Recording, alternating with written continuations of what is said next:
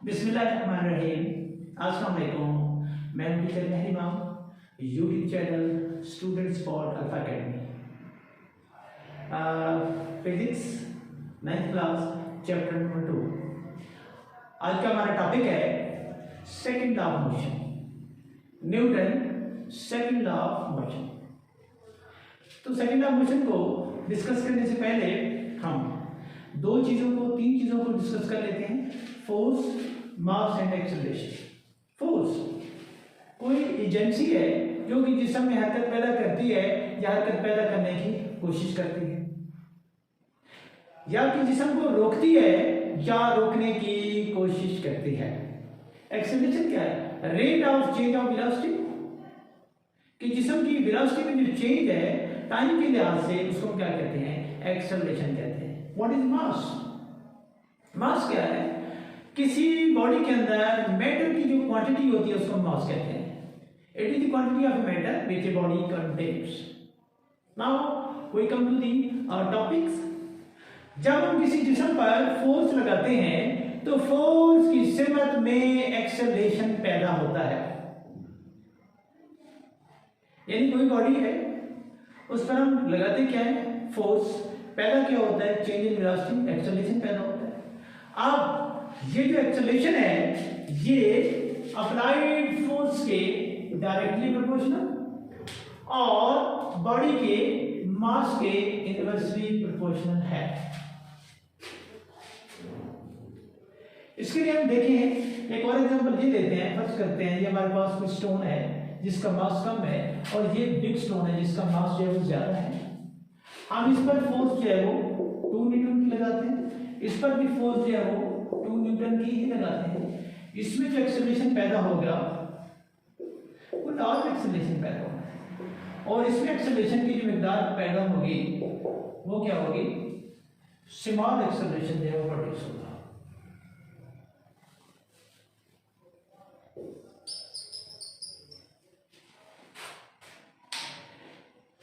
जब हम किसी बॉडी पर फोर्स लगाते हैं तो उसमें एक्सेलरेशन पैदा होता है।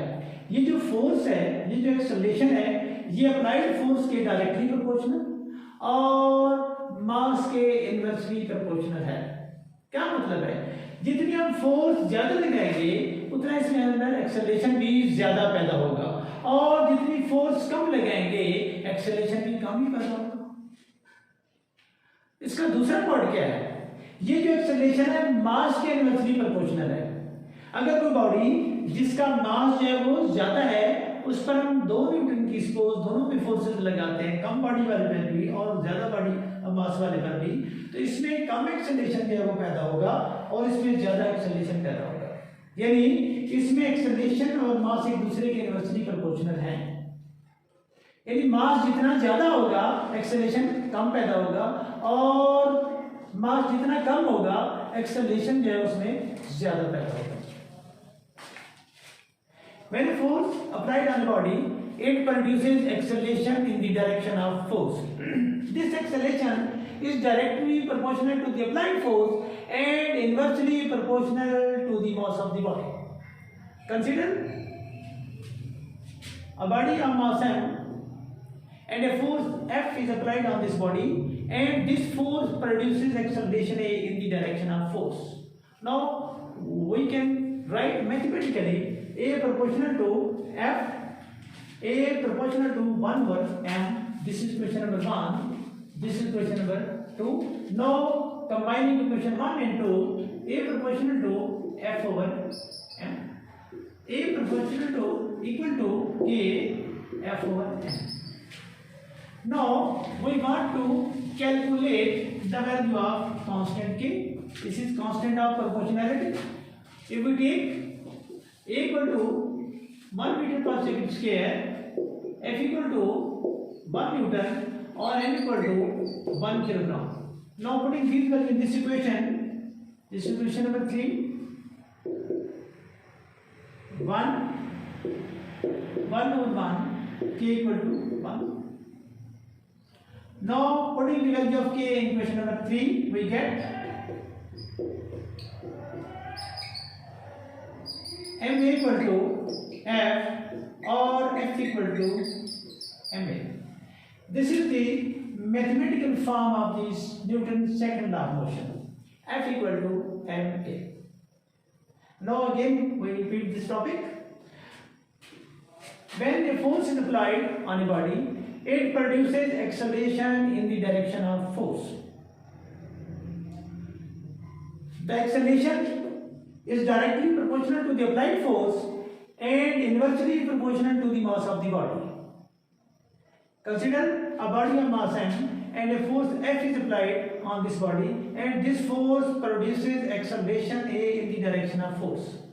Now we can write mathematically A proportional to F, A proportional to 1 over m, combining equation 1 and 2, A proportional to F over m, A equal to K F over m, where K is constant of proportionality. We remove proportionality sign and we put here equal sign and also put here some constant. Then these two things will be equal.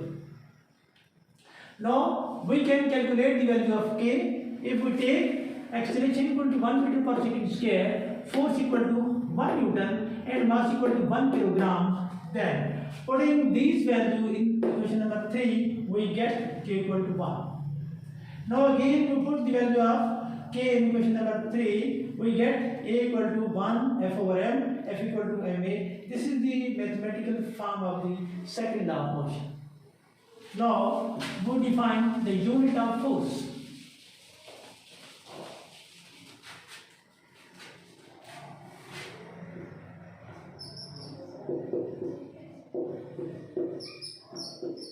The unit of force is Newton. Force का unit क्या होता है? Newton होता है. Newton को हम कैसे define करेंगे?